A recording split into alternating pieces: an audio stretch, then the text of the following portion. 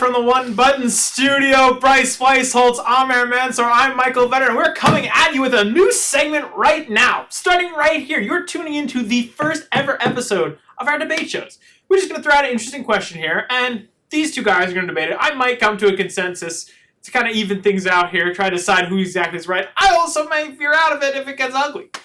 So we'll see. But we plan on doing this every once in a while with different questions across all sports, really. Today, we're talking football, though. Big football. We're heading to Week 13. 2 days away from Thanksgiving Day. Thanksgiving Day, which is big NFL Day. Big NFL Day for those watching at home. Go right from Thanksgiving Day parade to NFL games. Always a great time. But anyway, we have a very serious question here.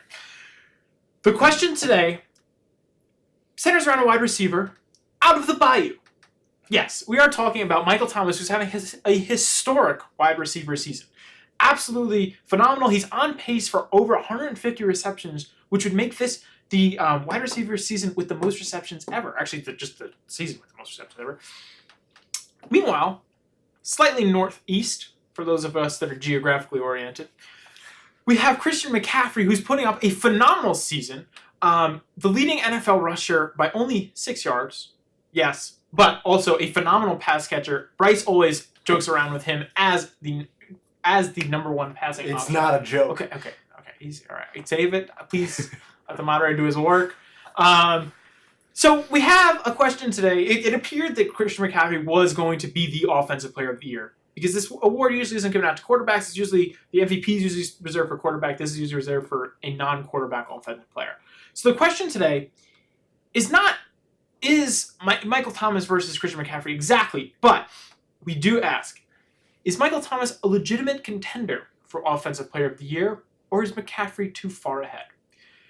I come from a history of debate, and we always usually let the pro side speak first. There is no very clear pro side here, so that really has no impact on things at all. But I will let the side that is trying to defend their point defend McCaffrey's side go first, because they sort of hold the court in this Offensive Player of the Year question. Thank you, Mr. Moderator. Absolutely. I don't think there's any question here. Christian McCaffrey is on pace for a historic season.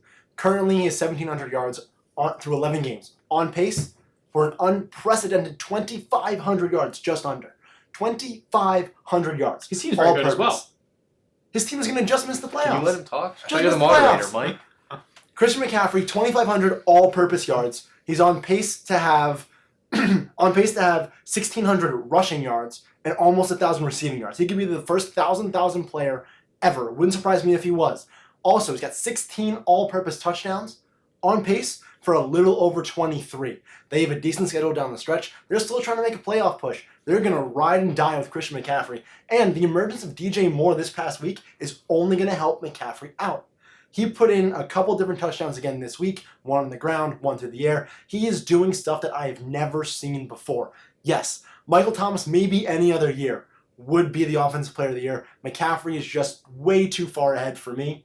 He has been absolutely spectacular week after week with a backup quarterback. We've heard the argument for run CMC, but now we have somebody who's trying to argue for a change of the guard. Michael Thomas, potentially Offensive Player of the Year. Amir, what do you say to that? Yeah, so I'm going to preface this by saying Christian McCaffrey should be the odds-on favorite to win Offensive Player of the Year, and he should win the award. But to just write off... As of right now. If anything happens, if he gets hurt, or if they stop using him for some reason, that'll change. But hit somebody with a helmet. What? Okay. But to just write off some of these other players that are having amazing seasons, I think is just the wrong thing to do. You're talking about Dalvin Cook, and in this case, we're talking about Michael Thomas, so I'm going to just start with him. I'm going to just bring up, just look at his yards, look at his receptions. Mike said he's on pace for 1,700 yards receiving, and he's on pace for 150 receptions. That's insane. That's the best. That would be the best wide receiver season in NFL history. And in recent memory, a wide receiver has not won the Offensive Player of the Year. Recently, I think if you're going to talk about a wide receiver winning it, this is the season, especially with Michael Thomas.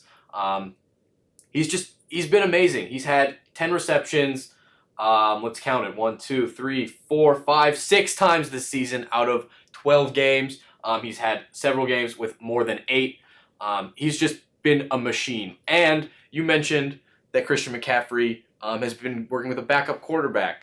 But if you remember earlier in the season, for 6-7 games, Michael Thomas was working with Teddy Bridgewater, who I will concede is better than Kyle Allen, but is still not Drew Brees and is not the number one option. And when you're talking about wide receivers, it's more important to have a quarterback for your wide receivers production than it is for your running backs production. But you tell me. Neutral zone, gentlemen. Neutral zone, please. You tell me. Between Kyle Allen and Teddy Bridgewater, which one of them has an all-pro under their belt? I will concede that Teddy Bridgewater is a better quarterback than Kyle Allen. Absolutely. But it's not that different, especially at the beginning of the season. You saw Kyle Allen, when he took over to their bye week, he threw no interceptions. He was having a really good season, and like I said, when you're a wide receiver, you need to rely more on your quarterback than you do when you're a running back.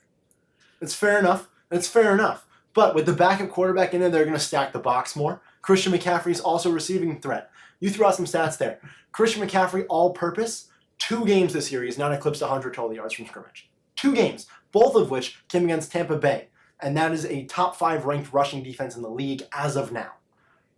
Michael Thomas, sure, he's playing on a very pass-happy offense.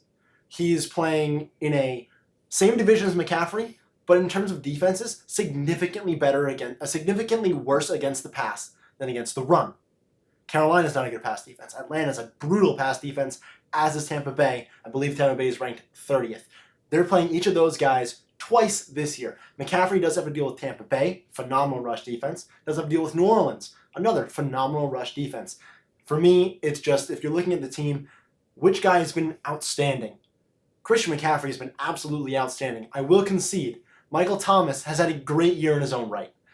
Legendary. Record-setting Hall year. of Fame Record-setting year, 150 all-time year. Record-setting. Christian McCaffrey is on pace to do what I've never seen before, and that could be a 1,000 season. Could be. That has to go noticed. Even if it's 1,700 rushing yards and 800 receiving yards, that's unbelievable. Nobody's ever done that. Is the 2,500 total That's not true. yards David Johnson, 2016. He was very close to getting 1,000. helped Dahmer win his fantasy season? Is 2,500 all-purpose yards, is that a record? You know, I'm actually not Go sure. to the tape. Let's go to the tape. I'm actually not sure. I would venture a guess and say yes. Because that would I mean, be Adrian Peterson 20 ran for 2,000. Like, but he he was had never to run receiving for, back. I know, but he was never receiving back.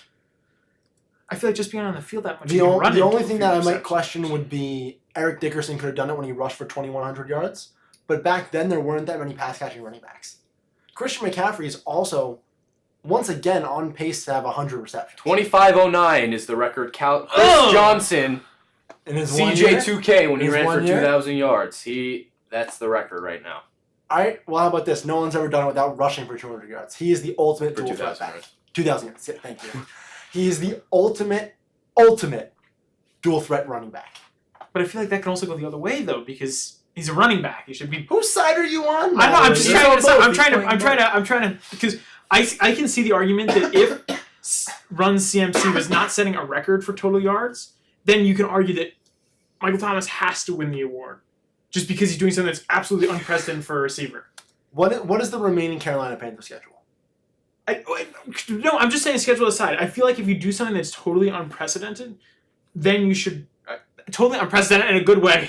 Yeah, if you break some sort of long-held record. It's fair. But I also see the argument that it's a passing league, but then that argument also goes against your argument for him being a very great two-way back. So it's lots of parts out Very here. convoluted. I think I like both sides. Any of you have anything else to add to this? I think we kind of covered all parts of the argument. Very good. Very Saints exciting. are better than the Panthers. Very exciting. All right. Saints are much better than the Panthers. They have a better record. Much better. A lot of record. that is Michael Thomas. Would you rather have McCaffrey, DJ Moore, which is their version of Michael Thomas, Alvin Kamara? Alvin Kamara has not had a good season this He's not. year. He is not. So this offense is all on Michael Thomas. They've had Drew Brees out for a while. Jared Cook has been insanely inconsistent. The only guy that's been there on offense for the Saints every week has been, I guess you could say, Latavius Murray. He might have missed one game here or there, but it's been Michael Thomas. He's only had under 90 or 89 receiving yards in one game this season. That is insanity. You can't argue How with many that. games did he have under 90? Wait, what? Oh, he had two. I mean, he had 2 games at 89. So, okay. If you want to count that 1 yard, then... All right, McCaffrey all-purpose over 100, 9 out of 11 times. And both of those were against the exact same opponent. who is a top 5 ranked rushing defense. Tampa Bay. All right, folks, you've heard both sides of this argument. As a moderator, I think we've definitely heard a very, very good argument on both sides. See where everybody's coming from. With that, Between the 20s first debate show shall conclude with a judgment of inconclusiveness. You don't have to make a decision. I'm not making a decision. I'm not making a decision. So, Judge. It's a conversation, people. I think that was proven here today. All right, maybe it's a conversation. I don't know. We made a good conversation. I can have a conversation about oatmeal raisin cookies being a real cookie, but they're not. No matter how much you can converse about it, it's not going to be true. We'll get into that in the Are they health food? All right, that's enough. From Between the 20s. Until next time, this has been Between the 20s.